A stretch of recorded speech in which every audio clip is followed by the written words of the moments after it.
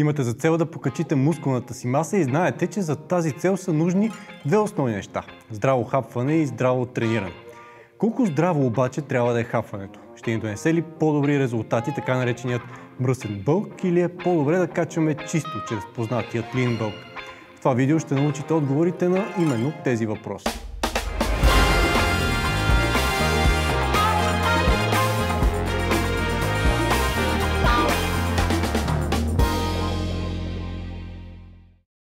Покачването на мускулна маса е бавен и труден процес. Съвсем естествено, хората търсят всякакви варианти, за да го оптимизират. Един от начините е свързан с храненето. Вече знаем добре, че покачването на мускулната маса в определени ситуации може да се случи в калориен дефицит, за което може да научите повече в друго наше видео. Но също така пределно ясно е, че калорийният дефицит не е оптимална среда за този процес. Оптималната среда за покачване на мускулна маса е калориен излишък.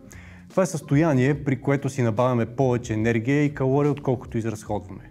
Проблемът, който тормози много хора, е това, че калорийният излишък, освен оптимална среда за повече мускулен растеж, е също така оптимална среда за складиране на повече телесни мазнини. Изниква тогава въпросът: какъв е оптималният калориен излишък? В фитнес средите има два подхода, които се следват от повечето ентусиасти. Единият е така нареченият lean бълк, познат още като чисто качване. Другият е така нареченият мръсен бълк, dirty бълк, или познат още като бълк на мечтателя. Двата подхода се различават най-вече по това в какъв размер е калорийният излишък. При чистото качване, както и името подсказва, стремежът е калорийният излишък да е минималният необходим, който позволява покачването на мускулна маса при минимално покачване на телесните мазнини. И макар това да звучи разумно като подход за много хора, други са на мнението, че по този начин не качваме толкова мускулна маса, колкото бихме могли при по-голям калориен излишък. Тук идва и ролята на мръсният бълк. Мръсният бълк като идея се е зародил поради това, че някога, някъде някой е решил, че колкото повече калории приемаш, толкова повече и по-бързо можеш да градиш мускулна маса. Може би най-известният професионален бодибилдър от старата школа, който става популярен с мръсните си бълкове, е Ли Прист. Тази негова снимка, например, с тази негова трансформация е сред най-разпространените, а в това видео може да видите и как е изглеждал по време на бълк в извънсъстезателния си период. Идеята на мръсния бълк е сравнително проста и може да се обобщи така: тренирай до припадък и яж до припадък. На теория така ще се постигнат максимални стимули за мускулен растеж и същевременно с това ще се създаде оптимална среда това да се случи. И за двата подхода има интересни и съвсем логични твърдения защо са предпочитани и препоръчвани. В екипа на BB Team смятаме, че чистото качване е далеч по-разумен подход. Нека ви обясня и защо. За разлика от изобилието на научна литература, разглеждаща различни аспекти на отслабването, за съжаление са наистина малко трудовете, които търсят отговор на въпроса как различните степени излишък от храна и енергия влияят върху телесната ни композиция. На този етап има две основни научни изследвания и два научни експеримента, и макар и двата да имат сериозни недостатъци, резултатите им сочат в една и съща посока. Единият експеримент е този на Ина Гарт и екип от 2012 година, при който две групи елитни атлети се хранят с различно количество храна и едната група приема с около 500 калории повече от другата. В края на експеримента и двете групи са покачили еднакво количество мускулна маса, но групата с повече калории е покачила и процента си излишни мазнини в пъти повече. 15% срещу 3% при групата с по-малко калории. Елитните атлети се разделят на две групи. Едната получава съвети и насоки от сертифицирани диетолози, а на другата е казано да се храни по собствено усмотрение.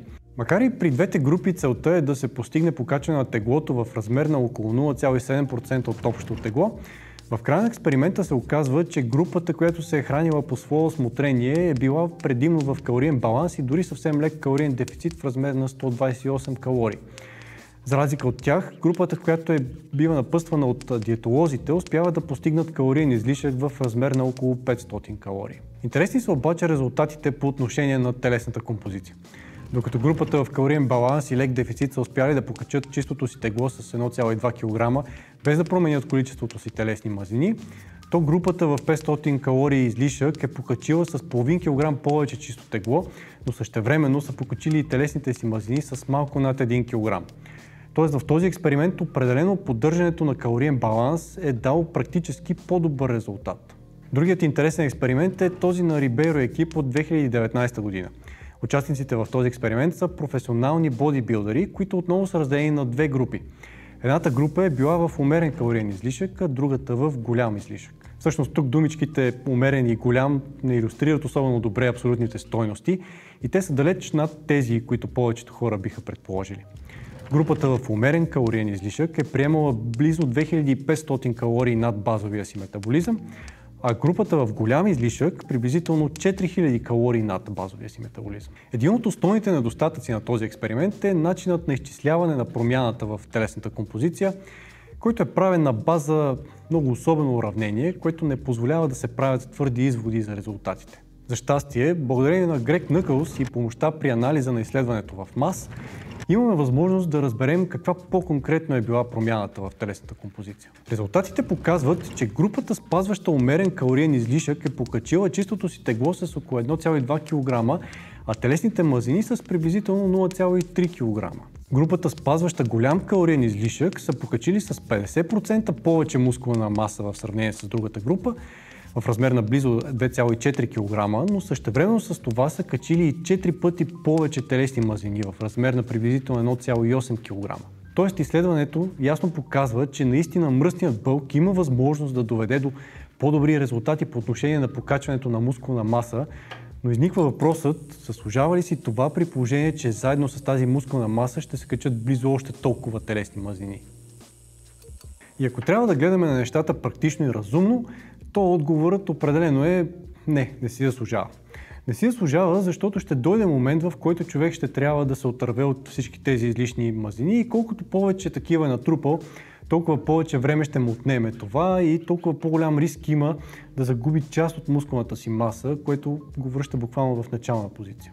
Изниква обаче още един въпрос. Какъв е калорийният излишък, в който трябва да бъдем, за да не качваме твърде много излишни мазнини? В началото на 2020 година излиза и точното изследване, за да отговори на този въпрос. Това на Арагон и Шонфелд. В труда си двамата автори правят ревю на научната литература, което помага да се дадат по-конкретни препоръки. Поред двамата автори, големината на калорийния излишък следва да се напасва според нивото на трениращи. По-начинаещите могат да си позволят малко по-голям калориен излишък от порядъка на 500 до 1000 килокалории на ден, докато пък по-напредналите добре да се ограничават до около 250 до 500 калории на ден. В относителни стойности при начинаещите това са 20 до 40% калориен излишък, а при напредналите 10 до 20%. Все пак гледайте на тези препоръки като на стартова позиция, опитайте да ги напасвате и според темпото на увеличаване на теглото ви на седмична база. Общоприетите препоръки сред експертите са покачването на общото тегло в калориен излишък да е някъде в интервал от 0,5 до 1,5% на месец. Ако сте начинаещ, може да си позволите да покачвате теглото си по-близо до горната граница, ако сте по-напреднал съответно, целете се към долната граница. Спазването на тези препоръки би трябвало да направи така, че в комбинация с добре структуриран тренировъчен план да покачвате възможно най-много мускулна маса при минимално покачване на телесните мазнини. Знаете ли обаче, че не всички имаме еднакъв потенциал за покачване на мускулна маса? Този потенциал се определя от нашите гени. Препоръчвам ви да изгледате това наше видео, за да разберете какъв е вашият генетичен потенциал. За още полезна информация не забравяйте да се отбиете и на нашия уебсайт bb-team.org, а докато сте там, разгледайте и услугите, с които можем да ви бъдем полезни. Благодарим и на нашите партньори за възможността да заснем това видео в тяхната зала за високоинтензивни функционални тренировки Skillbox by Atama. До скоро!